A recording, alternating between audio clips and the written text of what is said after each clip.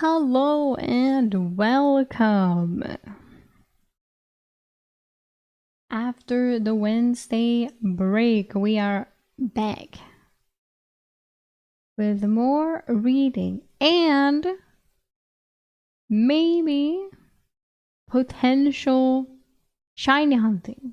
We will see how it goes. It depends. Because there will be no stream tomorrow on Fridays for a while. So maybe we will do it. Maybe we can get a shiny today. Hopefully. If we play, we better get it.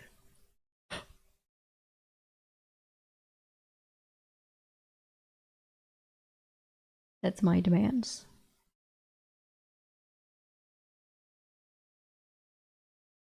Fun to finally start book 2. Hope we will get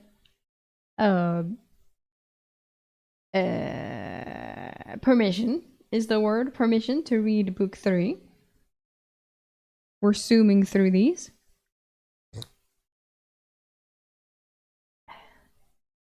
I feel like it's getting better and better.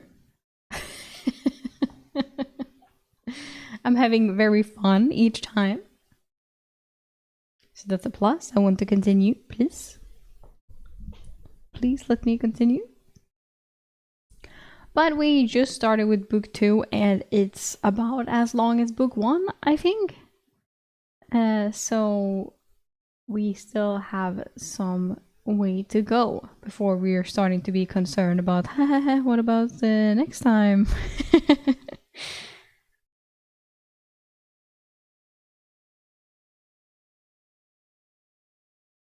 Oh, big yawn. Okay, but for now we're all good and we will continue to read more chapters. So let's go now into recapping.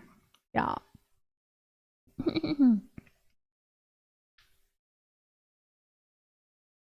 Last time on A Soldier's Life. Castile keeps having Eryk's back and lies to get him out of trouble once again. The Bardaradians catch up and some NPCs die. Gregor's asshole brother, Sebastian, shows up and takes Flavius with him to go search for the essence collector that Eryk has. When the company can start moving on, they get turned into prisoners immediately by some old guy named Cornelius that used to be Constantine's pack leader or whatever. He says that the Emperor is angry with Castile not being able to protect the city, so they will have some type of tribunal thing. We follow along to their camp and meet the goat, healer Larita, who takes a liking to Eryk. Sadly, we can't stay with her for long because it's already time to march towards the tribunal.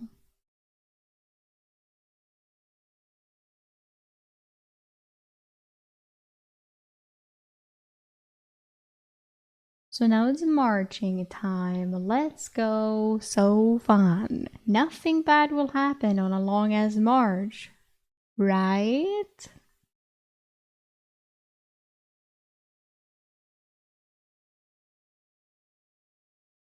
Chapter 61.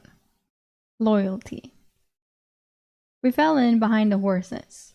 I thought they would try to lose us by increasing their pace, but the horses only moved leisurely. We could march without a hurry. I was happy Colm had repaired the sole of my boot. I was in the back row of our marching block, with Brutus to my left and Firth to my right. Firth, the old veteran, muttered, "This is going to be a miserable night march. Good thing we have those glowstones. You will need to charge mine." He passed it to me, and soon I had a cycle of glowstones coming my way. They were the ones they had requisitioned from me. I kept the remaining 4 stones in my dimensional space, fearing they would also be requisitioned. As I finished charging the glowstones, more riders came racing up behind us. Firth barked, "Shields to the rear! Spears and archers at the ready!" 4 men, who had acquired body shields in the army camp, moved to form the wall, and 2 men with round shields took the ends of the shield line. 4 spearmen were behind the 6 shield men, and 4 archers were behind them. Adrian and Delmar stood to the rear, and I was with them. Constantine and a few others darted off the road into the brush to flank the possible attackers. All this was well practiced and happened in mere heartbeats. Delmar yelled, "Hold! Break and reform ranks! It's just the hounds!" 9 riders led by Cornelius came up to us and slowed to a walk with their mounts.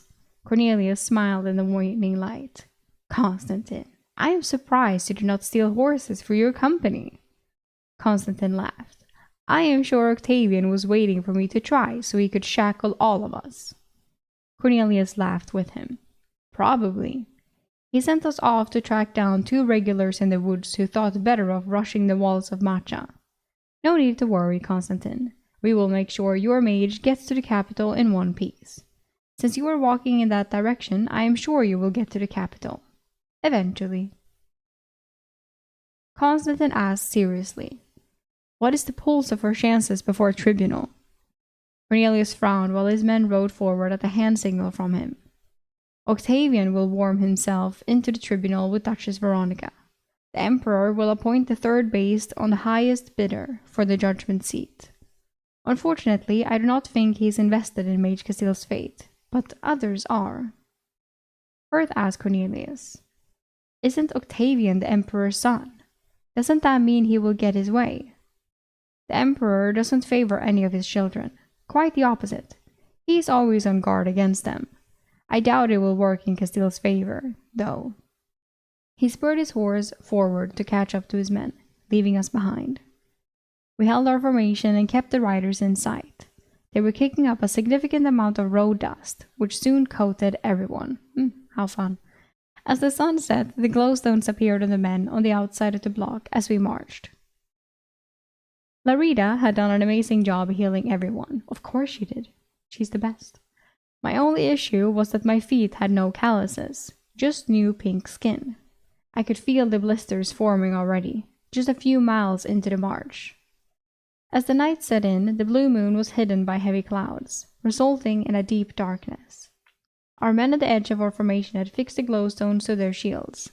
The shifting shadows from the glowstones generated from the trees and shrubs created a spooky and eerie feeling, especially since I knew my new world had dozens of horrors that could rush out of the darkness. The contingent of mounted legionnaires ahead brought their own light. Heavy directional beams of light bounced around far in front of us as they served as the vanguard. It made me think I could do the same with my glowstone, creating a simple flashlight with a polished metal funnel.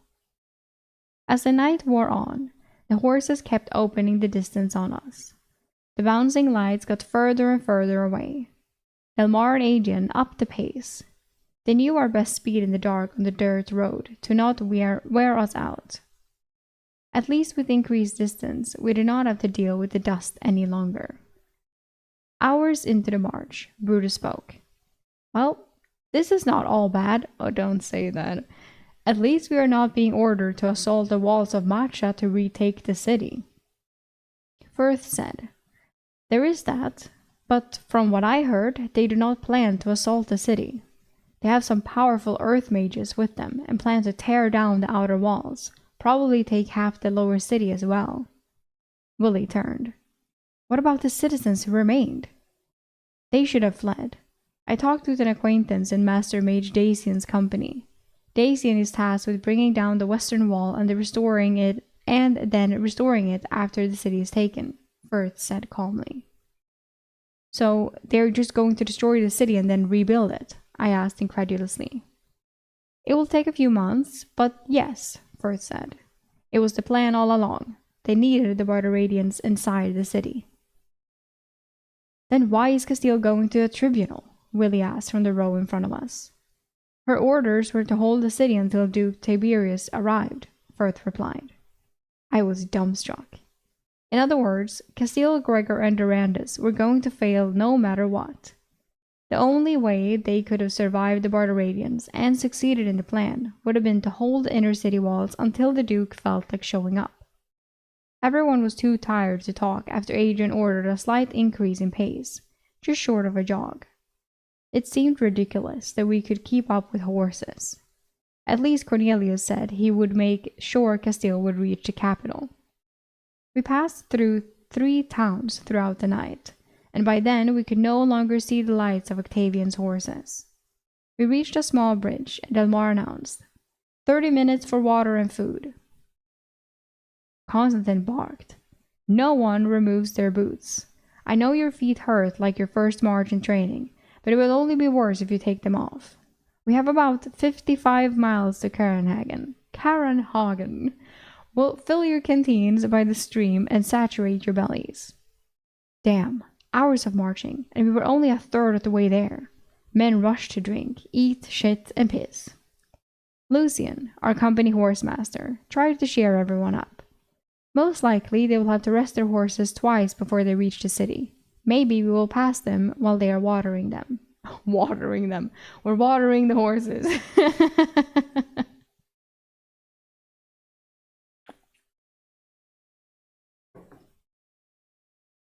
I had to water myself.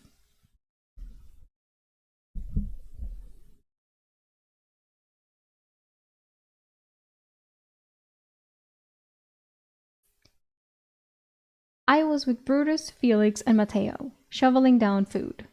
I noted. I can't believe how dry and cool the air is. It was humid daily in Macha, and we are not far from the city. One of the larger ley lines runs under this road, a place with the weather above it, Brutus answered. Felix asked, don't they have ley lines in Singia? Oh my fucking god, this place. I replied slowly, we do, but I didn't grow up near one, and my education was lacking. Rest is over, came a shout from Adrian, saving me from having to explain further.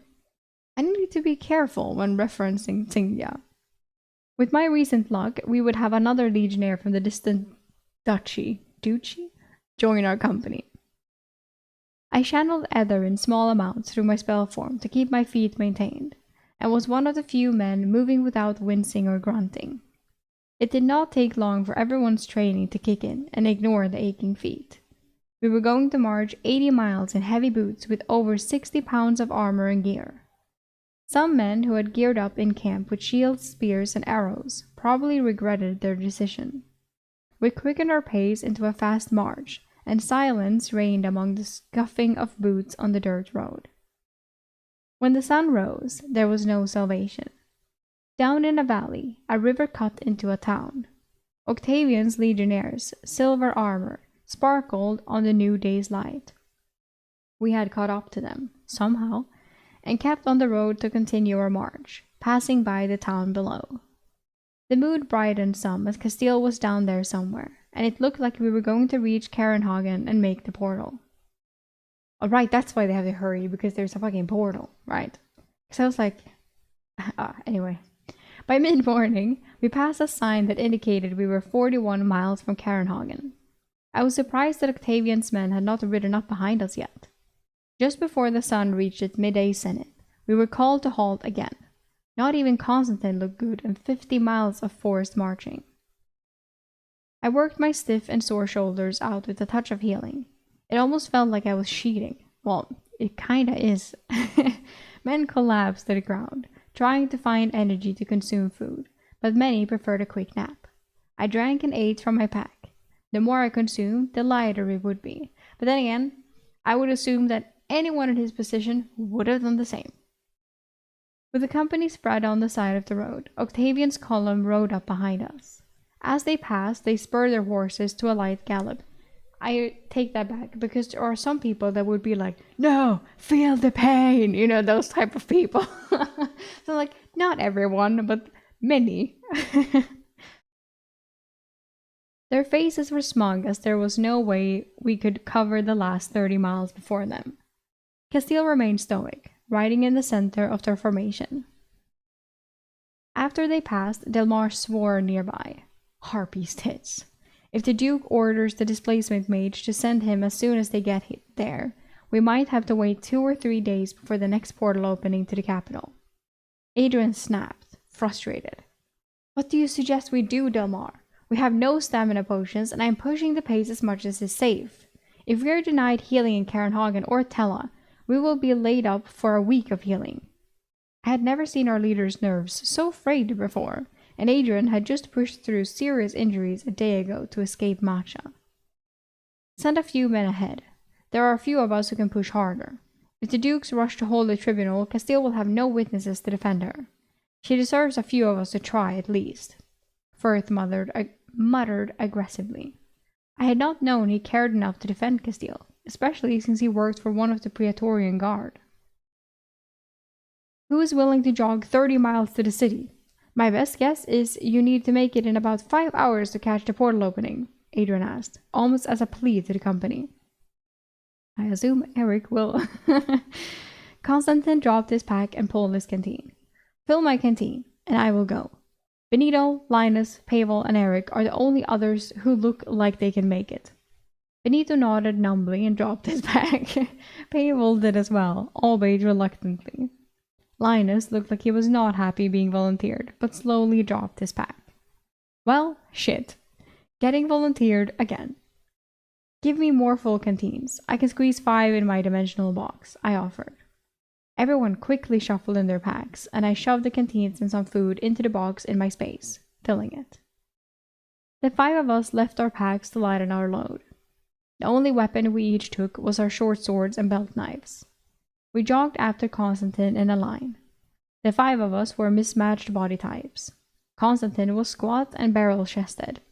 Benito was short and thin.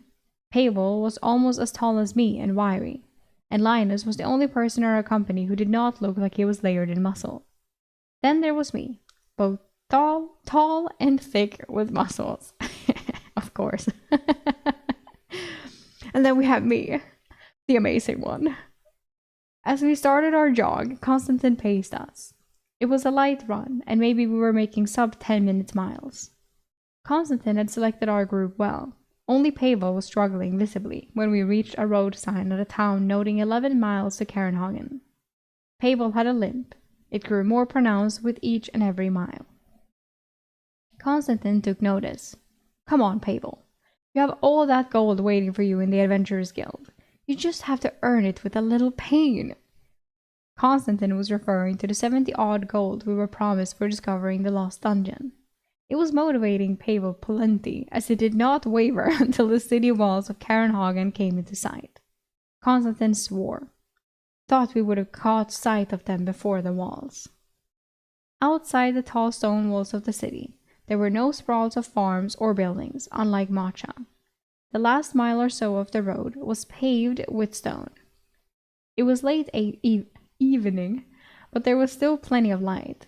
The city guards at the gate stopped us, and Constantine rasped, How long ago since the Duke rode through? The gate captain spent a moment looking us over. We were covered in dirty sweat and general filth, and Pavel had trouble standing on his right leg. The Duke passed just under an hour ago. Thank you, Constantine said, trying to move past. The guard blocked him.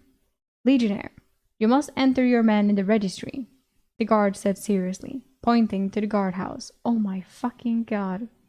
Did the Duke register his company? Constantine snapped. The guard looked uncomfortable, looking for support among his fellows.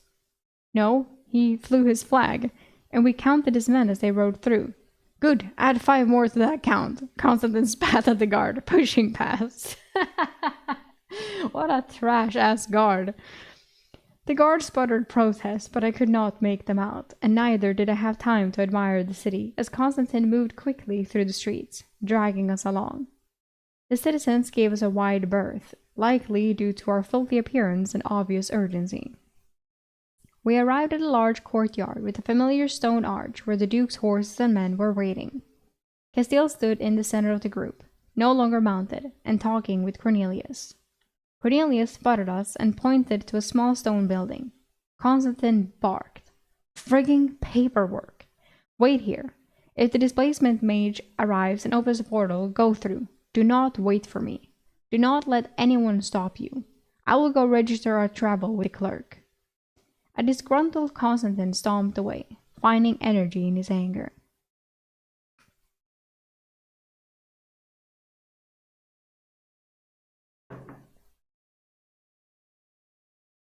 Pavel found a barrel to sit on and peeled off the boots from his right leg. As he removed his blood-soaked sock, it was apparent the flesh on his heel had split, exposing the heel bone. Linus and Benito were not as bad. Their socks were bloody, but only from blisters. I left my boots on as I had kept my feet in good shape with touches of my healing spell form. Right, don't show them. My feet are perfect. Hello, Snowy Peak! 2:20 a.m. Damn. Thank you for coming though. Feel free to stay.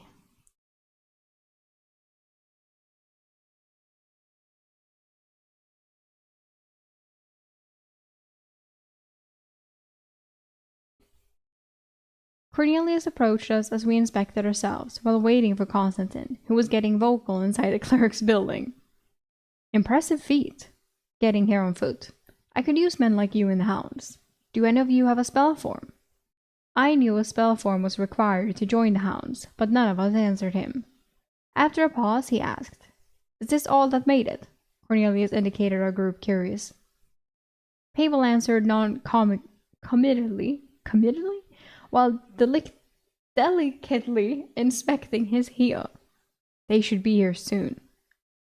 Constantine joined us, his face red from yelling. "We are fine to enter the portal to the capital," he barked. Cornelius eyed him. "You were always a tough bastard, Constantine. Good thing, too. Octavian sent a message to have a truth seeker lined up to expedite the tribunal. If you had not made it, they would have proceeded without your testimony." My limbs suddenly went cold. We were going to be questioned by truth seekers. A procession of legionnaires in metal armor approached. They were escorting the displacement mage. 15 minutes later, the portal opened, and the Duke's procession began entering. "Don't bother putting your boots on, just move through," Constantine snapped, and we all shuffled to the portal. I had a thought about falling to the back and missing the portal by accident, but Constantine was behind me, pushing me forward. I entered the portal and emerged in the capital of the Italian Empire. The capital! Chapter 62. Tella, capital of the Italian Empire. I walked out of the portal prepared, not stumbling, and quickly took in my surroundings. The Duke's horses were being led away, through an opening in the wall to our right. We were in a box-shaped stone pit about 40 feet across. On each side of the 30-foot stone wall stood 6 archers and a person in mage robes. The archers' steel legion armor reflected brightly in the sunlight. The displacement mage stood behind us by the portal arc as we had exited, guarded by a dozen legionnaires. Constantine snapped me out of my gawking. "You 4 get to the East Legion Hall. Find a healer. I'm going to the Magistrate's Hall. Do not leave the Legion Hall no matter what. I will find you there later." Constantine hurried off, not explaining any further. "Does anyone know how to get to the East Legion Hall?" I asked. My companions had boots in their arms, standing on bloody bare feet or bloody soaked socks. What a sight. Linus spoke, wincing as he put on his socks. "The city was designed to be easy to navigate. I have been here before." Pavel groaned. "I know where it is too, about a mile walk from here." He did not want to put his socks and boots back on, but started doing so anyway. Benito nodded. "It's the smallest of the 3 Legion halls in the capital. The Imperial Legion Hall houses the Emperor's personal guard. It's actually close by." He indicated the passage the horses were led into.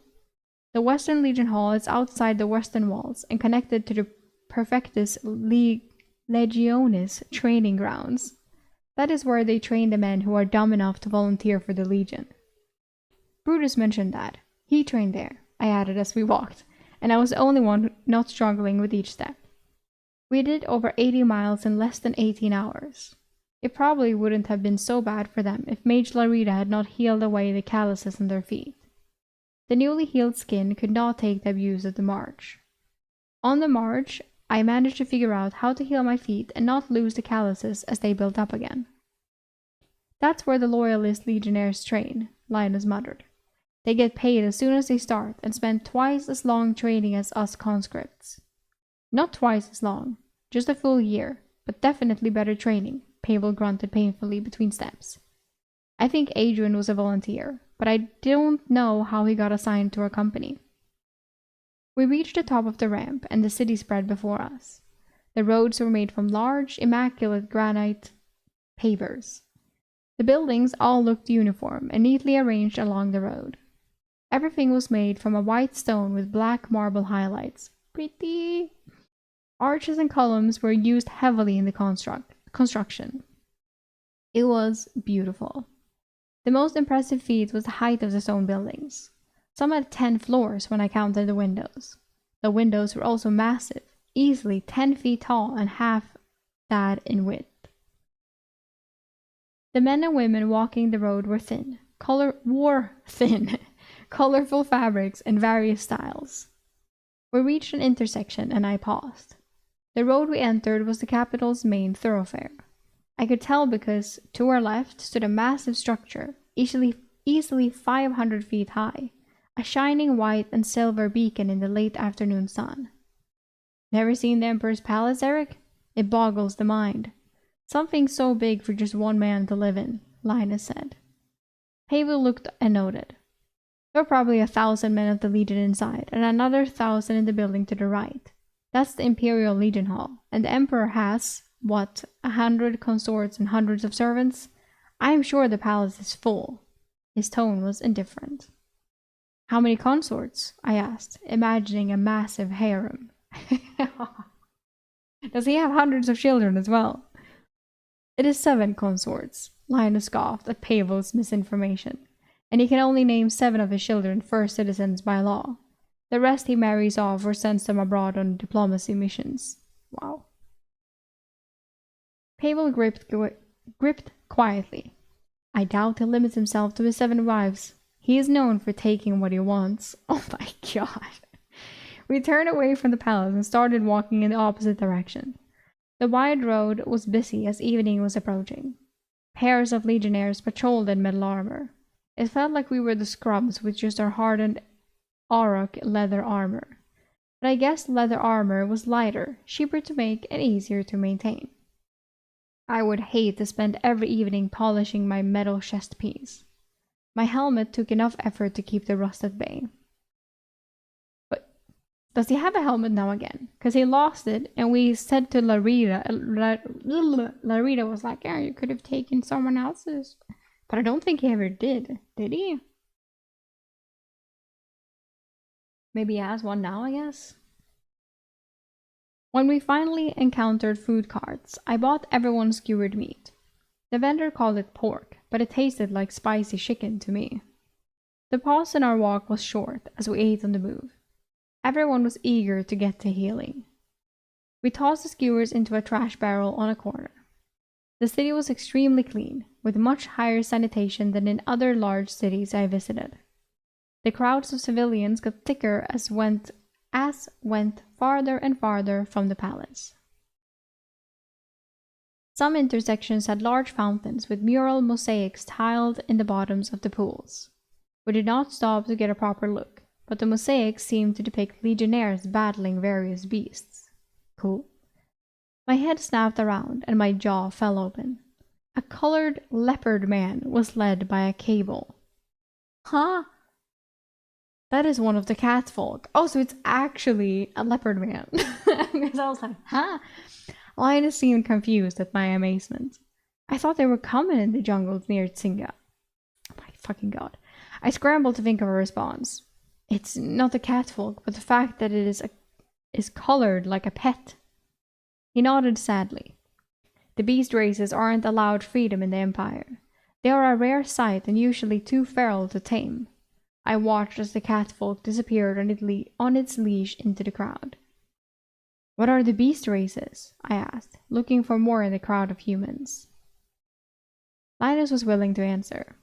There's a zoo in the upper city. I went once. Let me see. Minotaurs are the bullmen. Satyrs are the goatmen. Centaurs are the horsemen.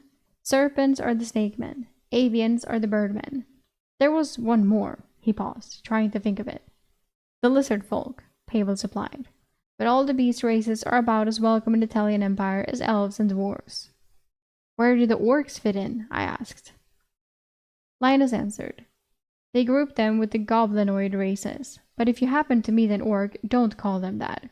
They are as intelligent as you or me. Well, maybe not Benito.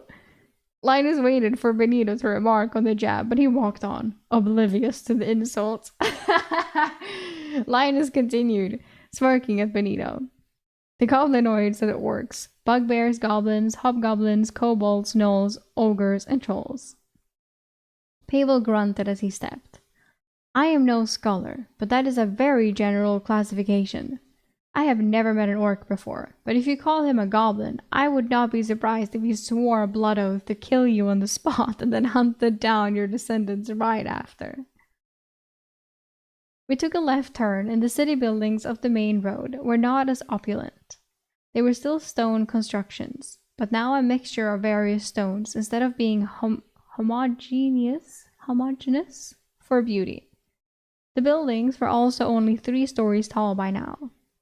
We were within sight of the outer wall, or at least I thought it was the outer wall, as it was twice the height of the buildings close by. Linus said, "Here we are." Linus led us down a side street that lacked the heavy flow of foot traffic. At the end of the road was a small park with trees, and beyond it a large black stone building. "Hello, Dylan! Welcome!"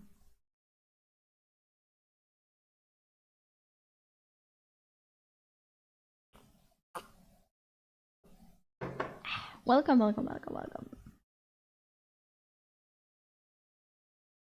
The large entrance was flanked by a legion guard on either side, wearing familiar leather armor.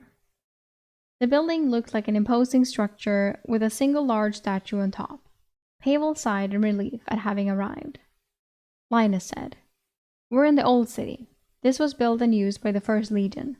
It's not as impressive as the Imperial Legion Hall or even the Western Legion Hall, but it's the nicest Legion Hall you're likely to see in your service as a conscript."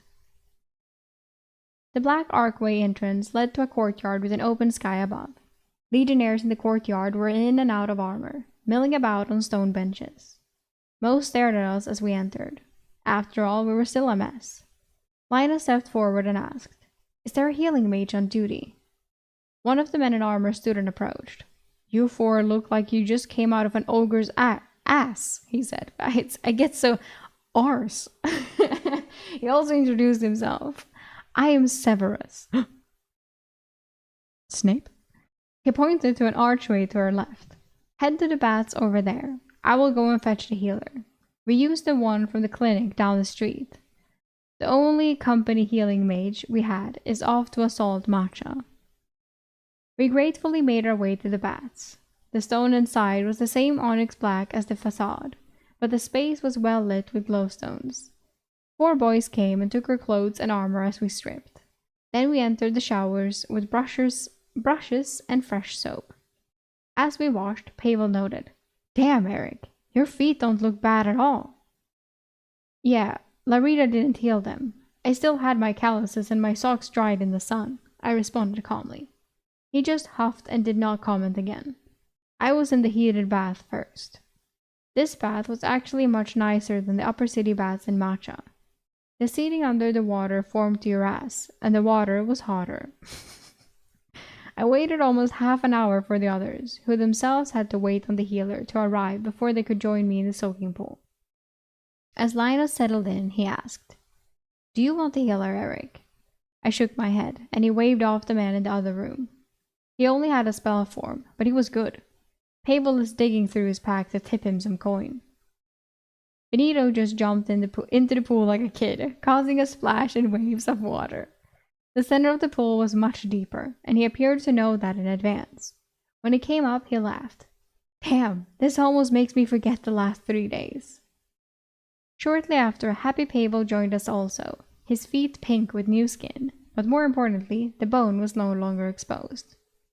We soaked in relative silence as Benito started to snore. It was another hour before a naked and clean Constantine joined us in the pool. He sighed as he entered and kicked Benito awake. With all our attention on him, he stated, "The tribunal starts tomorrow. We were lucky we made it before the displacement mage opened the portal. It is going to be at least a week before it will open again." Linus asked, "So what do you need us to do?" Constantine nodded. "I was at the magistrate's hall where the tribunal will be held. Tonight, we will all head back to give statements to the truth seekers.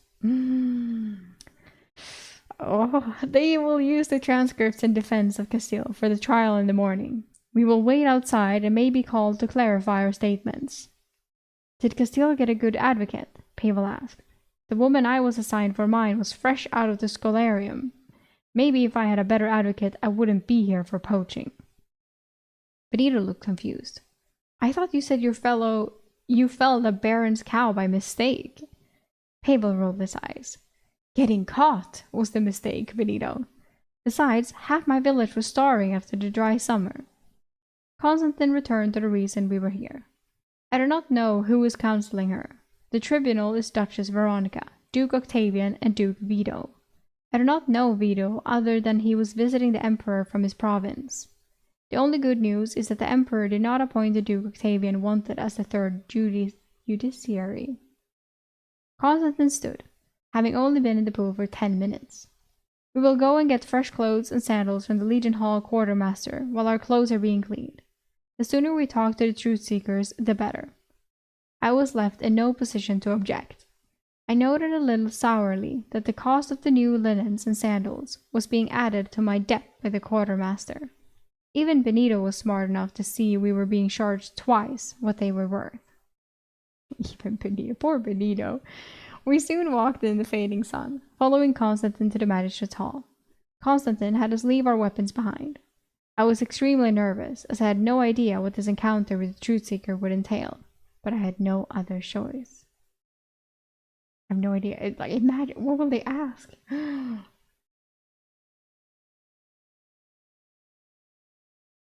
So yeah, I did put the elf inside my...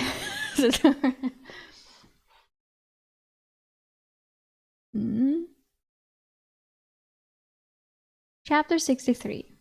Truth Seeker. Constantine led us back toward the upper city, where the portal stone was located. Pavel said, They may have been expensive, but they are comfortable. He was fingering his new linen shirt. It's also new. Most of the clothes we requisitioned at the other Legion halls may be free, but they are also used. Sometimes they have holes you need to sew shut. Constantine got us focused. When you are questioned, you need to answer questions truthfully and use as few words as possible. They will ask you for an opening statement. Say that Castile could not prevent the fall of Macha. Remember the facts. Master Mage Durandus got himself killed, so he was not available to anchor the defense. The displacement mage was assassinated days before the Barbaradians arrived. The army surrendered after the lower city fell, which was why we fled. I don't know about that last one, Constantine. We left the city before they surrendered. We only heard they were going to surrender. I said after considering what I remembered. I did not want the truth seeker to call me on a lie. Constantine grunted. Fine. Just tell them the Barbaradians were cutting through the barricades quickly and would reach the inner city walls less than a day after breaching the outer walls. Linus asked thoughtfully, Will they just question us about the siege? Probably not. Constantine walked a little slower. They are the Imperial truth seekers, not the lowly ones you find in a town or city. They can ask about anything. Most likely they will only ask questions about Castile, as that is who you are giving a statement for. It is also late, so they will probably want to finish quickly. Her tribunal starts soon, so we need to do this now so copies can be distributed to each duke on the tribunal. I was extremely nervous now. My fingers twitched as I tried to get them under control. Can we refuse to answer questions? I asked. If you do, they will just dig deeper. Constantine responded with a glare. I felt trapped, but made an effort to keep my mind sharp. I knew body language is important from watching cop shows. I needed to look calm and respond the same, so I focused on getting into that state of mind for the rest of the walk. Cute! Except that you're not up against a cop, you're up against a fucking truth seeker. Cute. I need to look like I'm telling the truth when I lie. Like, you can't lie. We reached a building flanked by two giant, beautiful marble statues. A woman holding scales and a man holding a sword. Who are they? I asked, marveling at the artistry of the statues. The detail was amazing, and one could believe they would come alive at any moment. They represent Justica and Ultio, the gods of justice and vengeance, Constantine said, pushing the doors open, not looking at the statues. Maybe he had seen them before. Oh, why do you not care about the statues, Constantine? Look. A man in white robes came rushing forward. All business will be handled on the morrow. We are here to give statements for the ducal tribunal starting in the morning concerning Mage Castile. I already talked with Magistrate Aurelia. She approved statements to be given to a truth seeker, Constantine said with annoyance. The man stuttered. Magistrate Aurelia, I can't do that. There are two truth seekers still in the north wing. I will set up the rooms. Please wait here. I got too into character, totally. I did not just stutter. We were standing in the lobby. Above us, on the ceiling, was a massive mural. The painting was of legionnaires fighting back what happened to be a giant black demon. What is that depicting? I asked, pointing up. Someone know what Spellforce does? What Spellforce does he have at this point? I don't remember. Eryk has his dimensional space, and he can heal wounds on his body. Like he has a small healing thing.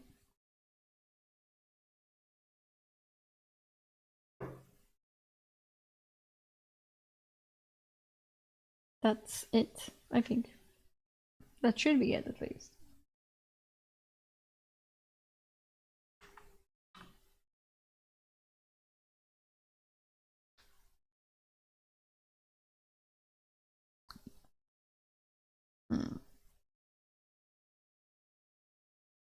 Constantine and the others looked up.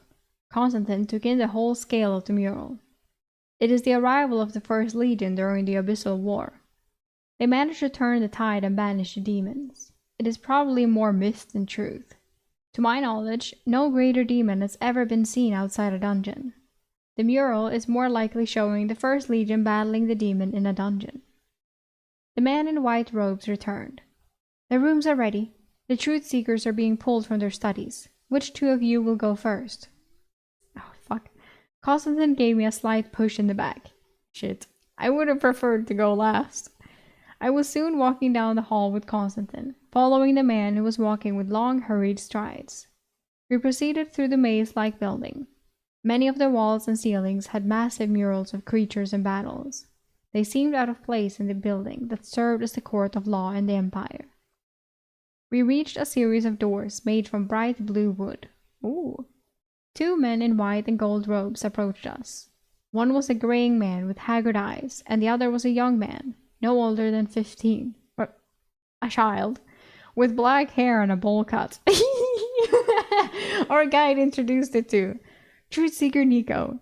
He indicated to the older man, and the newest Imperial Truth Seeker, Yanis. He pointed at the younger man. Constantine looked at both and pointed to the older man. Truth Seeker Nico can take my statement. Eryk, you can have the boy. Yanis pursed his lip in distaste at being called a boy, and I did not appreciate Constantine angering someone who would be questioning me. Oh. The young truth seeker opened a blue door and motioned me inside.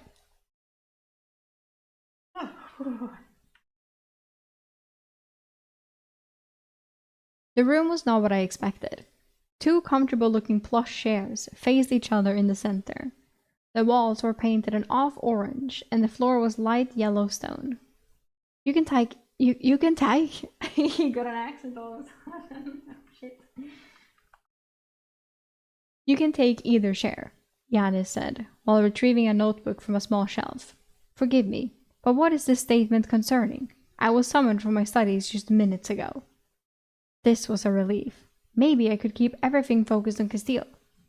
Our company mage commander is being accused of abandoning her mission to defend the city of Matcha. I tried to make idle conversation. The blue wood is interesting. Is it stained or is that its natural color? He looked at the blue door. That is Tay's wood from Tsinga. Oh, it absorbs sound so people outside the door cannot listen in. Damn it.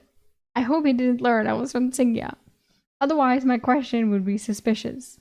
I decided not to try for further small talk.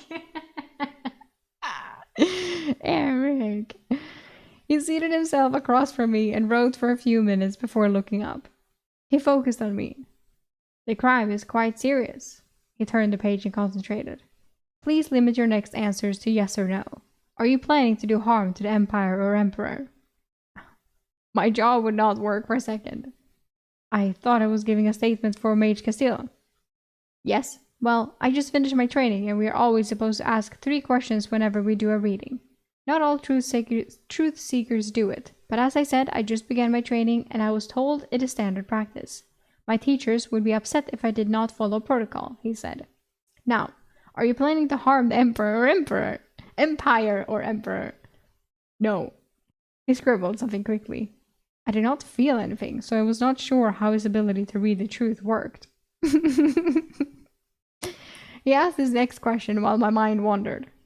Have you done harm to the Empire or Emperor in the past? No, I answered. And he wrote again in his book. I'm so nervous, but it's also so funny. Oh. And the final opening question. Do you have magics on your person to deceive a truth seeker?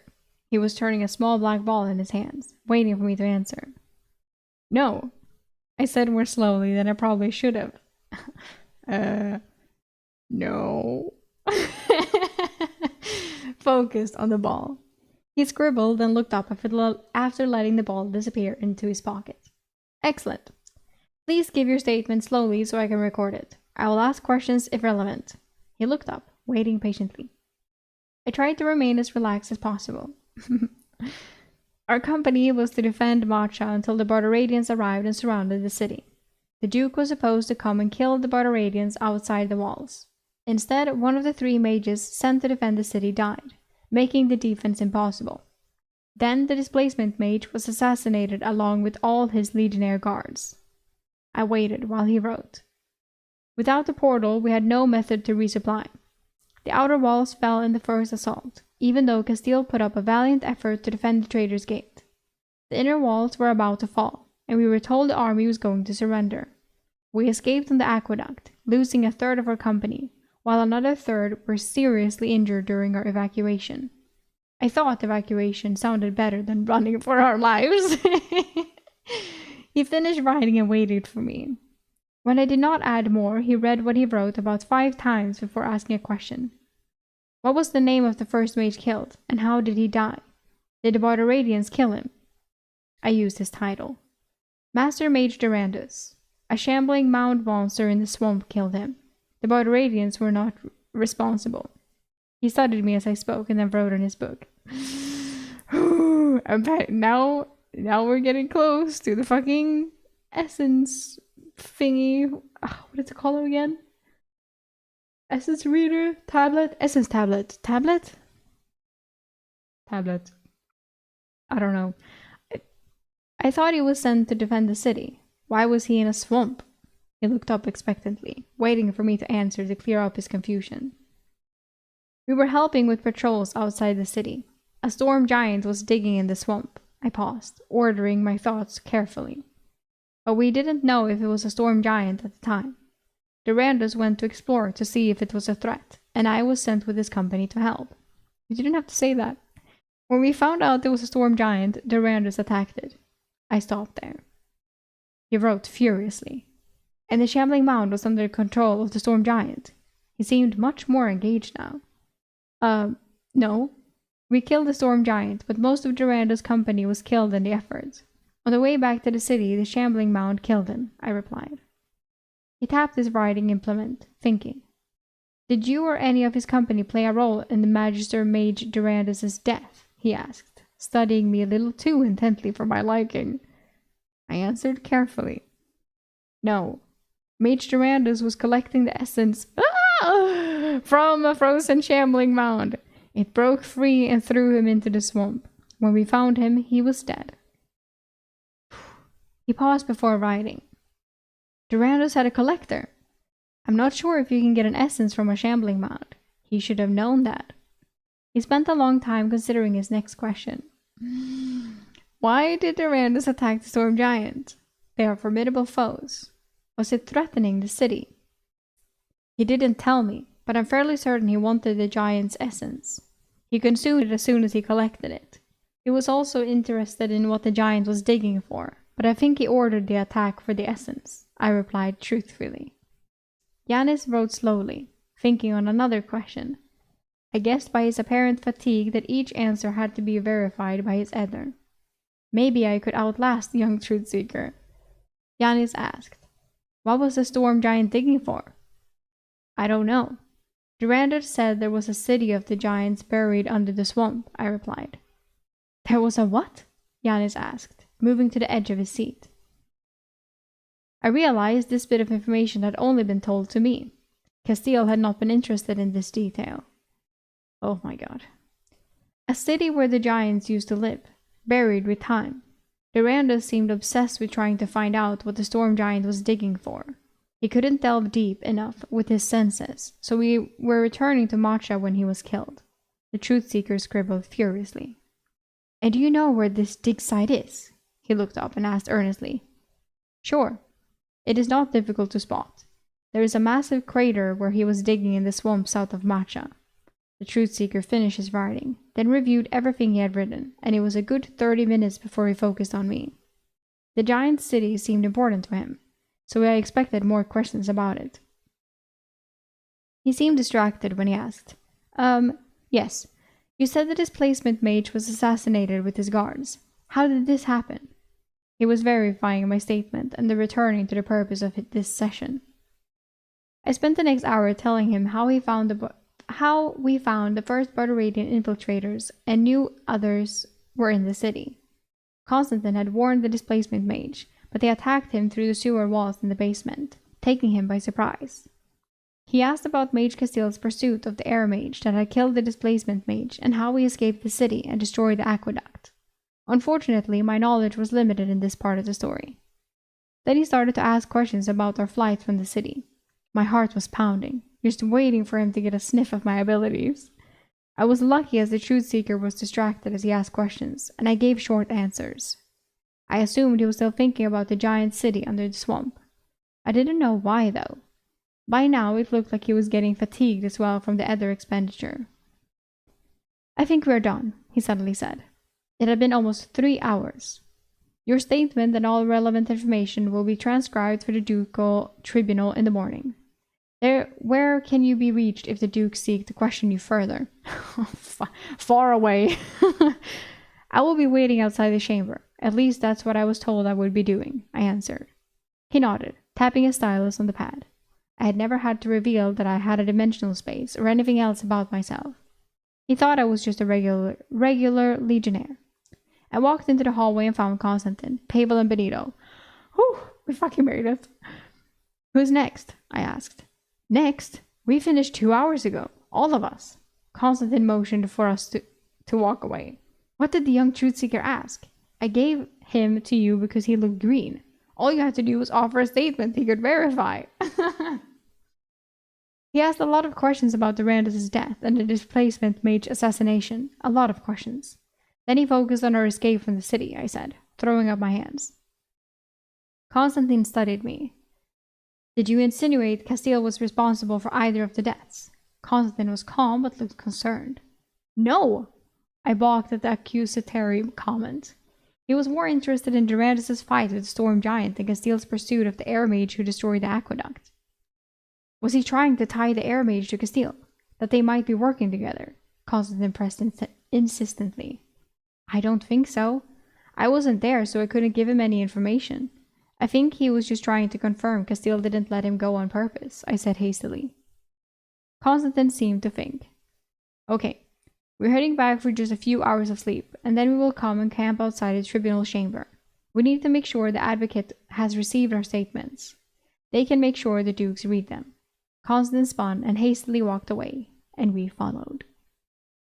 Okay, it went better than expected, but I also feel like he has said way too much, and that this giant thing might be something important, I guess. Well, obviously something important, but like, maybe he said too much than we know now. We will see.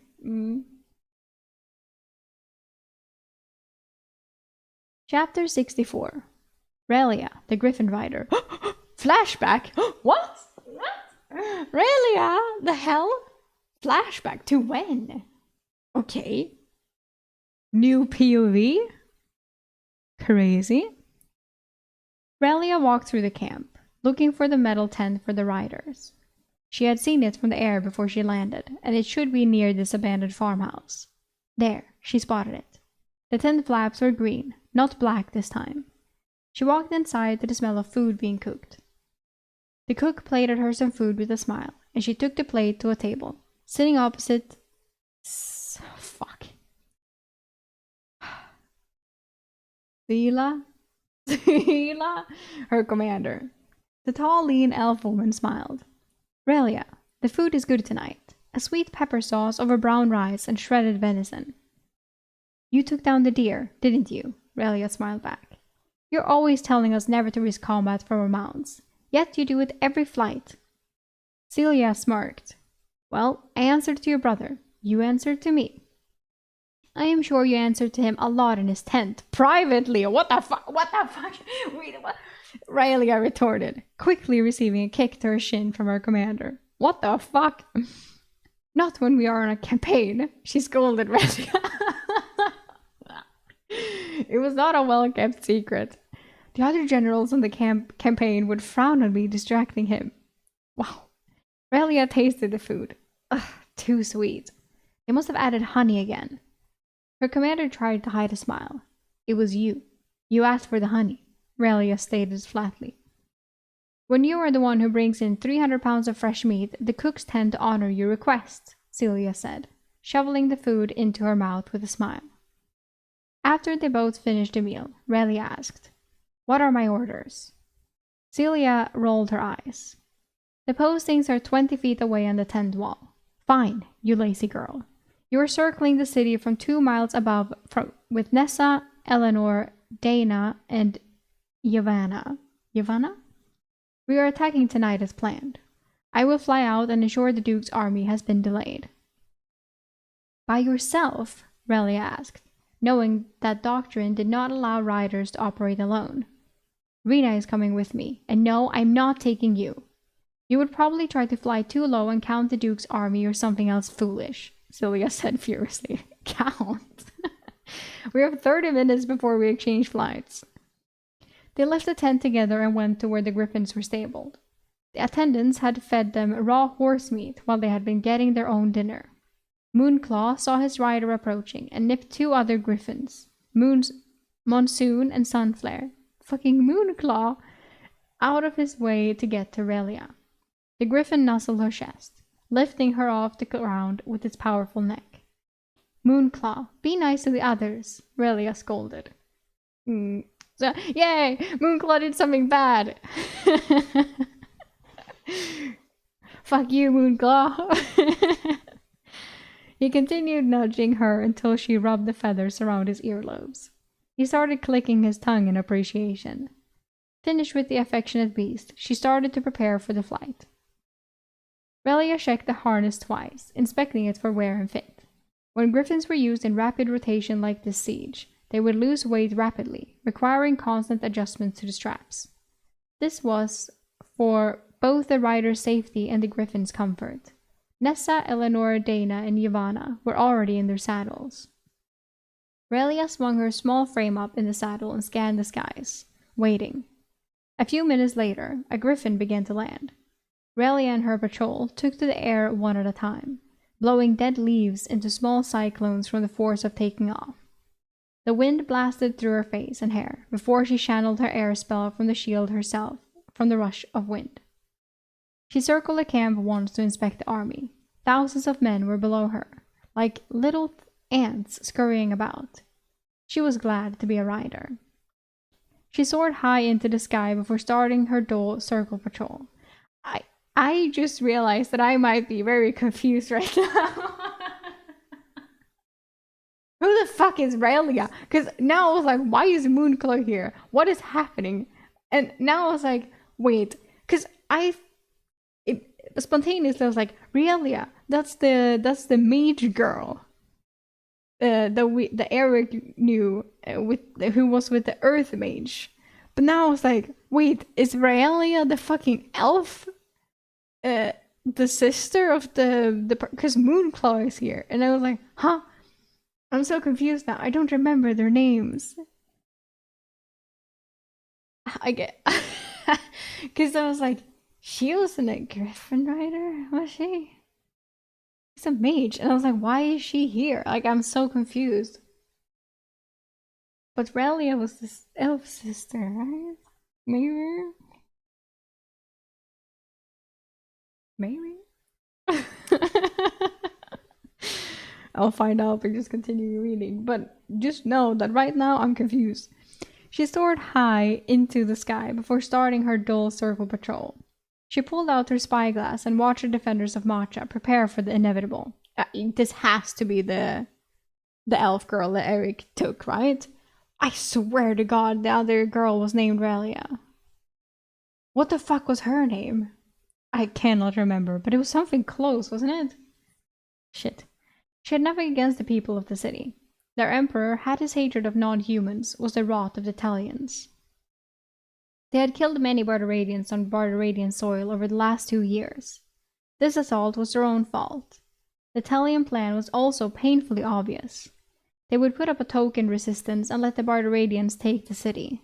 Then they would trap them inside.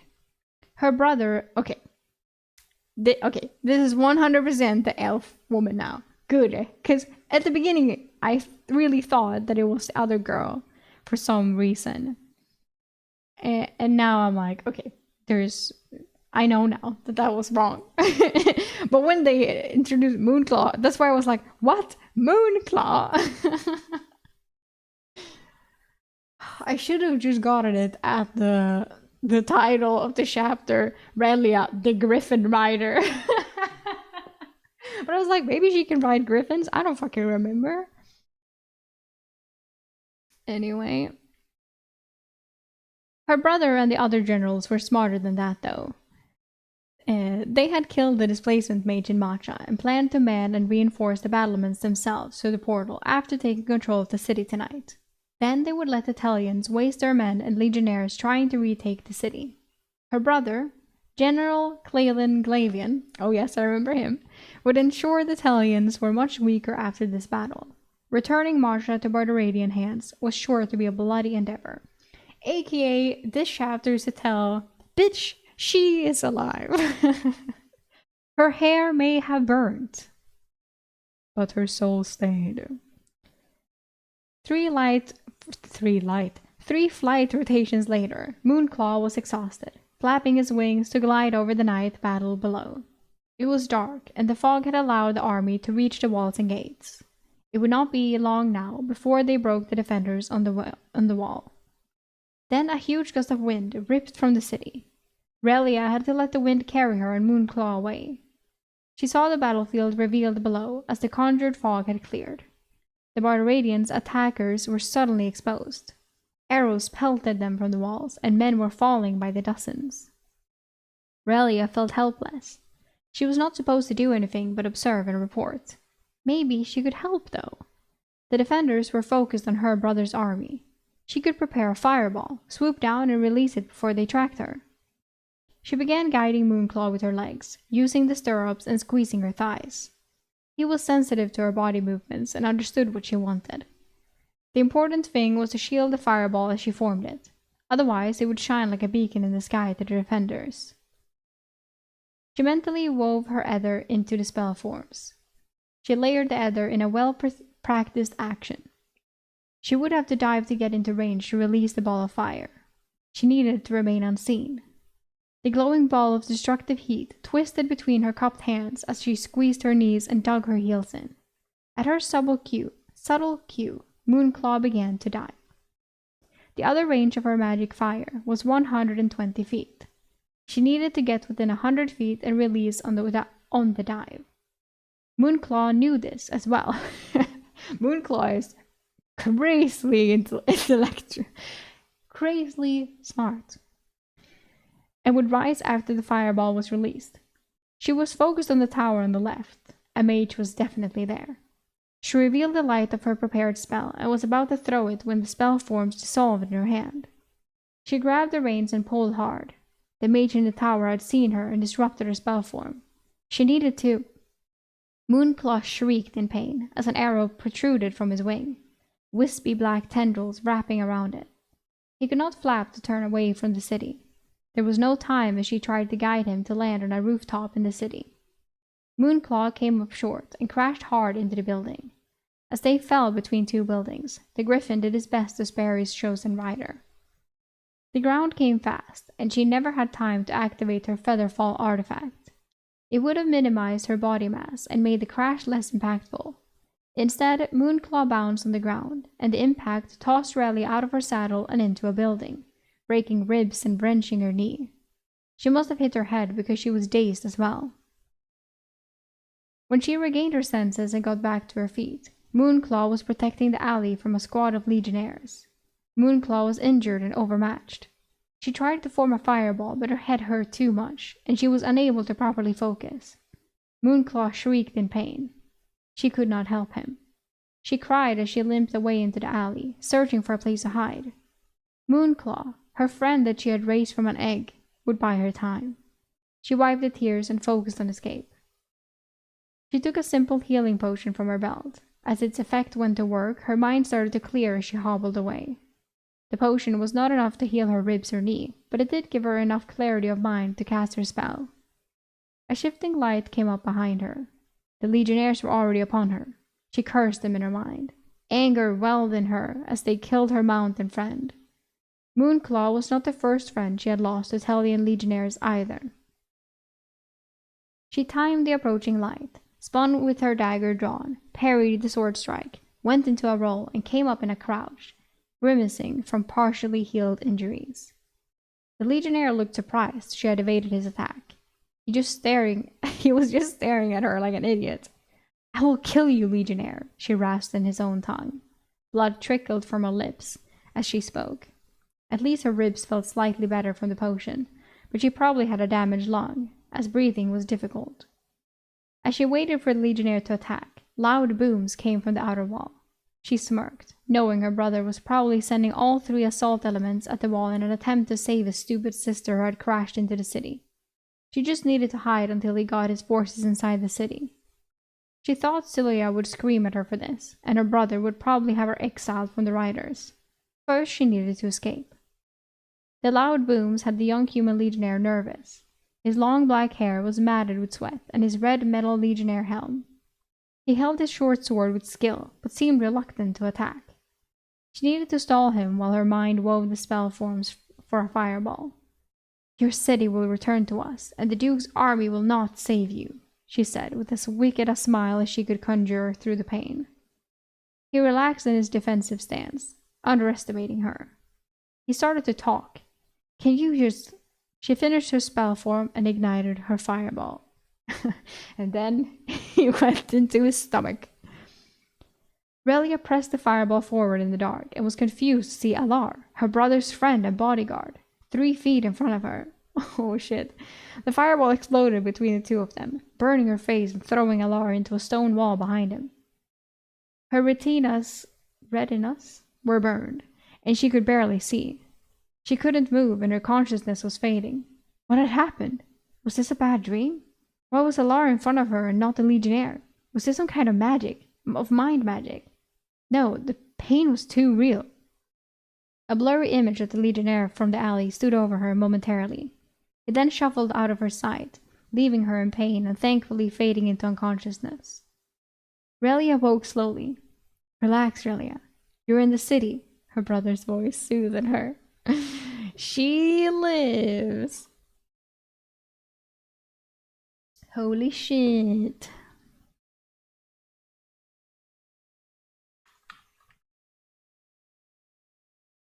"Alar?" she inquired with a dry throat. "The healing mages are seeing to him. He's in much worse shape than you," Cleland said. "How am I here?" Raleigh asked, gratefully taking a cold water skin from her brother. "We thought you could tell us. We replayed the battle you had with the Legionnaire after you crashed and thought void magic had erased you," her brother said softly. "No, I don't remember. He said something and then Relia could picture his face. Shock at the fireball and panic. Relia thought she was about to blast the young legionnaire with her spell, but instead, Alar was in front of her, and she hit him instead. No time passed for you then? Asked the old dwarf healer at her bedside. Relia nodded slowly. The dwarf nodded sagely. Dimensional space. He stored you like a pair of old socks, girl. Old socks? Girl? Cleland shouted. Impossible! His space must have been huge. And he could not have overcome her ether resistance to forcibly store her. The old dwarf healer spoke with years of wisdom. He could have if his affinity was high enough, probably in the 80s. Relia shook her head. No, he was just a regular legionnaire, not a mage. Cleland sat down, considering the events as he remembered them. The speed of the cast. It was a spell form, not a true spell. If it had been void magic, to completely disappear a body, his affinity would have needed to be in the 60s or 70s. Relia was still in disbelief. I am telling you, he was just a regular legionnaire. He wore just leather armor, not even the metal armor of the Imperial Legion. The general shook his head. Whoever he was, he escaped. According to my bodyguards, he was not among the dead at the reservoir, Clelia murmured. Whoever he is dangerous, he considered. We will spread his description among our spies of the Empire. He's probably one of their Praetorian agents. He is not our concern at the moment. The Duke's army will be at the wall soon. Cleland stood and patted his sister on the shoulder. I need to see to the defenses of the city with the other generals. The portal mage is also opening a passage home. You are going. A few days' rest and you can go to the rookery. I am sorry, but Moonclaw did not make it. Relia winced as her chest constricted in pain and guilt. She had forgotten about Moonclaw. He had died defending her. It was her own stupidity that had gotten him killed. She cringed. I do not know if I will remain a Griffin Rider brother. Maybe I will think about it for a few weeks. Maybe I could join the Rangers. Cleland grimaced. She knew he did not want her in any unit, especially the Rangers, who worked as spies and scouts. He let out a sigh. Cilia will have you cleaning stalls at the rookery for the next year for your unauthorized attack. She nodded in understanding. She would have to pay for a mistake that had cost Moonclaw his life. But she would help fight the Tellians. It was in her blood. She would do her penance and return. Eryk is fucked.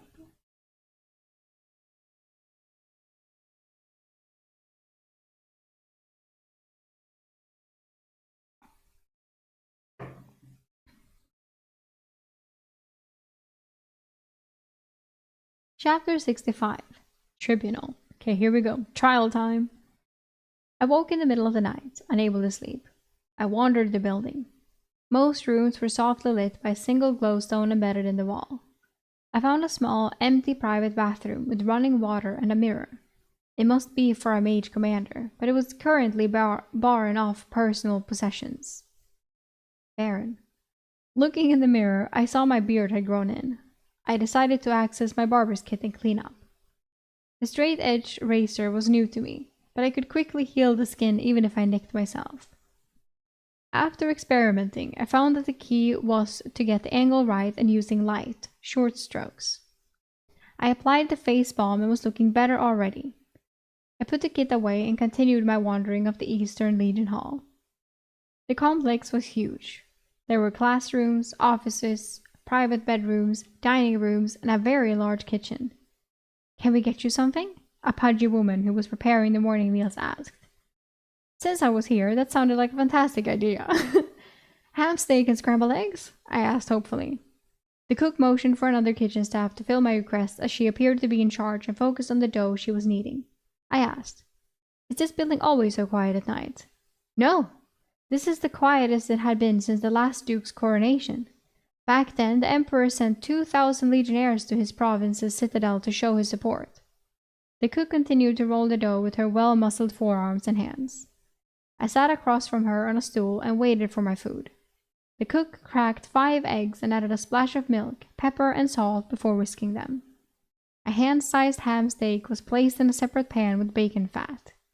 It was not long before a plate of heaping scrambled eggs covering a thick ham steak was put in front of me. As I ate, the head cook asked, "You're from Castile's company?" "I am, but I've only been with them for a month." "It's only been a month? Holy!" I replied after swallowing a mouthful. This was just my 5th week, which seemed impossible after all the shit I had been through, right? "How many mage companies are in the city?" I asked before shoveling another fork full of eggs in. "Normally, we have 20 or so mages and 500 legionnaires in the Eastern Legion Hall. Tomorrow morning, we're only cooking for 3 mages and 100 or so legionnaires," the cook said, while cutting the bread into small chunks to bake the rolls. "The Imperial Legion Hall has over 2,000 legionnaires, and the gods know how many mages. The Mage War College is also not far from the Imperial Legion Hall." "And the Western Legion Hall?" I asked, finishing my plate. The cook who made it took it away and left a steaming cup of tea in its place. The head cook slapped each piece of dough hard on a tray to get the shape she wanted and then slid it into the oven. She then answered my question. "The Western Hall has maybe 2,000 legionnaires as well, but a portion of those are in training and not true legionnaires yet." I did not have time to talk further as Constantine walked into the kitchen. "Figures you found your way to a meal," he said with a light tone. "Eryk, we are leaving soon. Gear up. Smart move getting breakfast. We may not have time to eat throughout the day," Constantine advised. The middle-aged cook addressed the scout. "Constantine, you old goat. There is a basket of hot meat buns warming in the oven." I had never seen Constantine get flustered before as the cook addressed him, but he was shaken as he looked at the cook and processed her words. "Gilda?" Constantine showed familiarity with the cook. "What are you doing here?" "You know why I am here. Take the buns," the cook said with a slight smile and wave of her hand. Constantine's eyes hardened slightly at his acquaintance as he ordered, "Eryk, get the buns into your space." He spun and left, shaking his head. What the fuck? I added a basket of 12 meat buns to my space and returned to our room. I dressed in my clean armor while the others waited for me. We left in the dark and I had a chance to ask Constantine, "Old lover?" "Gilda? God's mercy, never. Ah, poor Gilda," Constantine rasped. "No, we both work for the same woman," he said low enough so the others would not hear. "If Gilda is here, someone is not long for this world." Realizing he said that a little too loud, he gruffly walked ahead of me. So, the cook was an agent of the Praetorian Guard that Constantine worked for. She was probably an assassin based on his words. The pudgy woman did not look like a fighter. Knowing the agent could be anywhere was good to know for the future, as I never would have suspected the cook. We returned to the magistrate building before the sun had broken the sky. The door between the statues was guarded by 2 legionnaires in metal armor. Constantine noted, "They have the insignia of Duke Octavian. He must already be inside." Duke Octavian's symbol was a black crow on a white field, apparently. Cute. We entered the building, and there were quite a few men and women in the white robes of the magistrate walking the halls. The place was much busier than in the middle of the night. Constantine stopped and asked questions while we waited. No shit, it's busier during the day than during the middle of the night. What do you mean? When he returned, he told us what he had learned. The ducal tribunal will be in the Venus room. I have directions. They are still waiting on Duke Vito, so it has not started yet. We followed Constantine to a corridor with a large blue double door.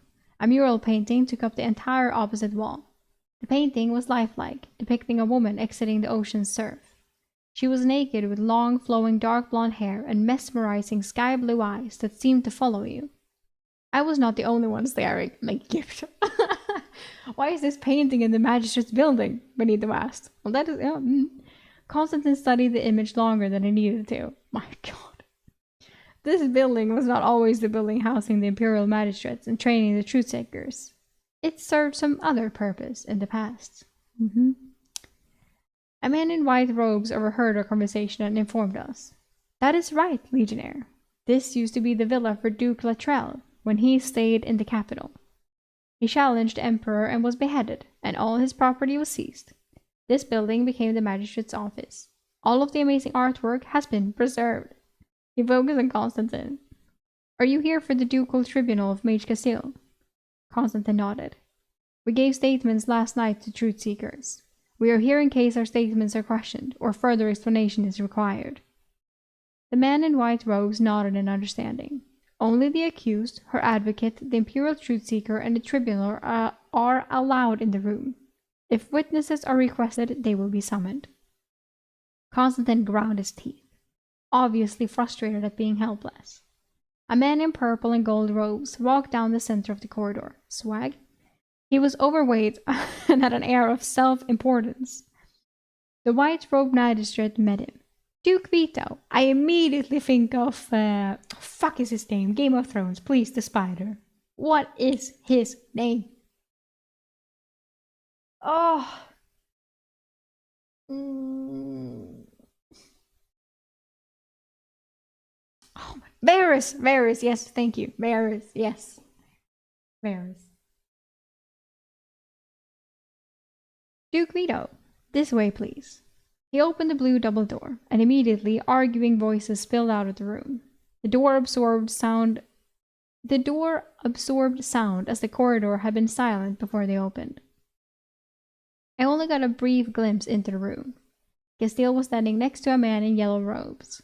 Her back was to us, and she was facing a table with 3 seats. 2 seats were filled with Duke Octavian, and I was like, did he... and a young woman who was assumed was Duchess Veronica. I was like, damn, Duke Octavian is huge if he takes up 2 seats. But it was 2 people. The argument that was interrupted was between Octavian and the yellow-robed man. I assumed he was Castile's advocate. Nico, the old truth seeker from last night, walked from a door inside the courtroom to join the proceedings. Duke Vito went to join the other 2 dukes. The white-robed man shut the blue doors behind Duke Vito, and we were cut off from the scene and all sound.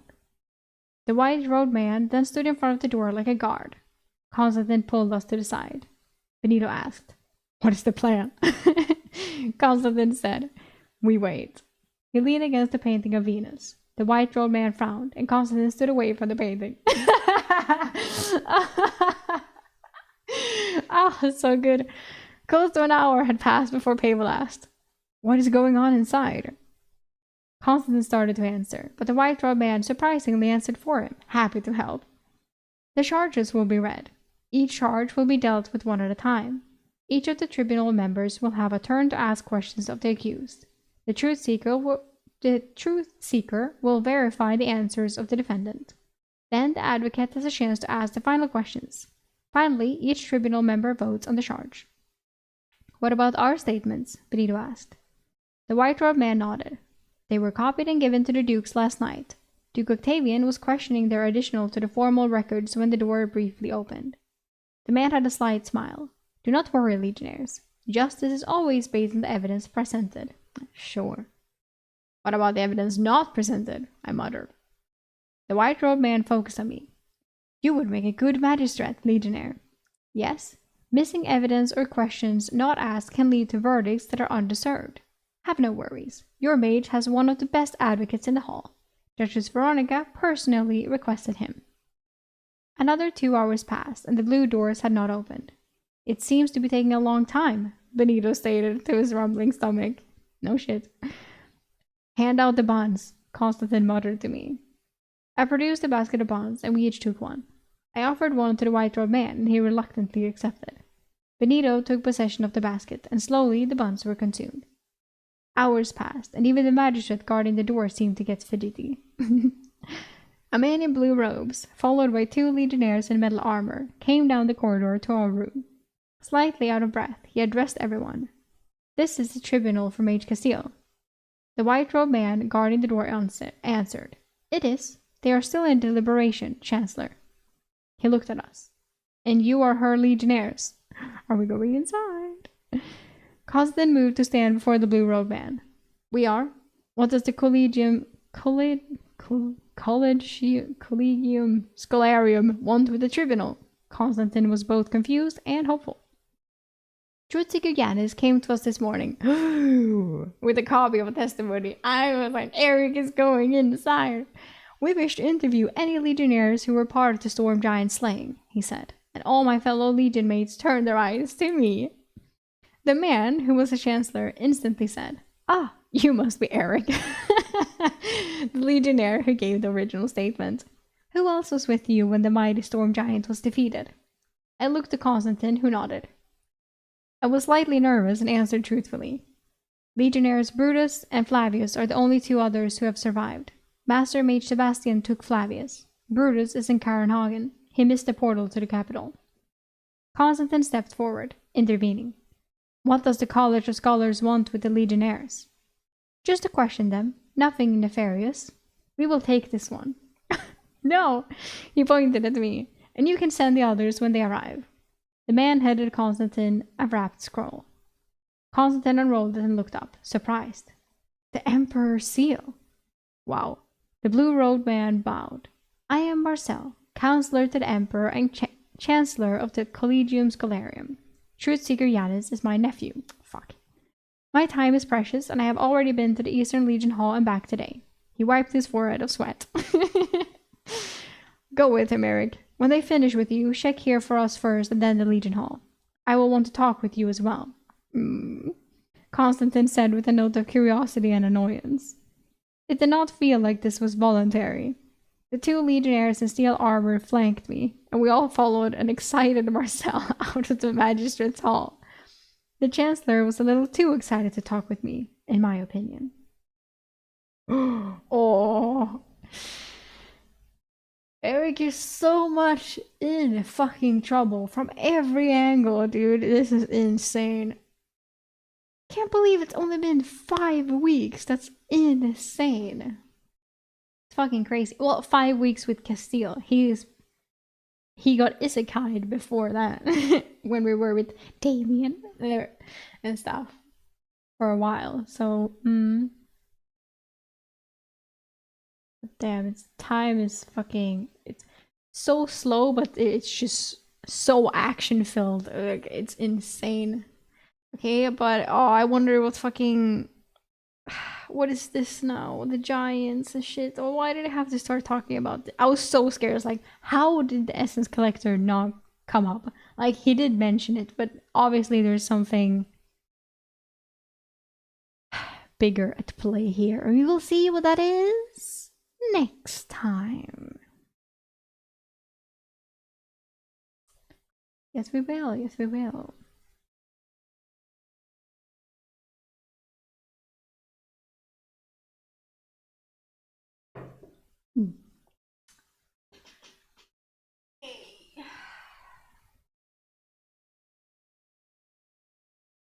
Now, I was thinking that we could do some shiny hunting as well, but I still have not had any breakfast. I'm hungry as fuck, so I'm gonna want to eat a slice of bread before. And then I will see. Yeah, so I will take a tiny break, and then I will most likely come back to do some shiny hunting. Woohoo! I just have to eat some breakfast first. So, since this... Yeah, okay. So, we will do that. So, we will be back soon, but we will do a little outro for the VODs. For the VOD watchers. Right? This is fun. Even more action today. And a really confusion chapter for me.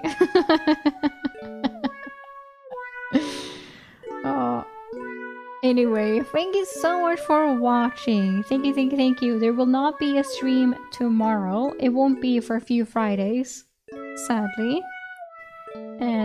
I have other things to do on Fridays. This month, at least. But during that time, feel free to go and follow me on Twitch, YouTube, TikTok, Instagram, and join the Discord server to get pinged when I go live, see the Shadow Slave thoughts, talk to people, anything.